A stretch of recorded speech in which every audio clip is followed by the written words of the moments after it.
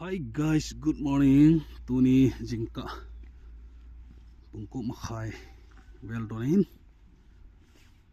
adam lo khat daktola kapui hin chi daktol chu hile hospital bun chu hile mot bung let pau hospital national highway panga no chu tu hin lui hu weng mul chin langa ana chon tawin lampi kisim ding ta ji nin hi chimun chu chi hi hilanga mur chung lang ninga ku na khu mot bung khu sunga ku na taw hunga la gar ni wa hung lut theina hi chalai lampi a he hung lut thei hin chule chi hospital chu hi tan ting le national highway langa ku na ung chalanga gar li na na chalai national highway hin ta hung thei cha hung lut thei he chi chu he khalo hon na hi chi aku na ne di wa de sana kan sim he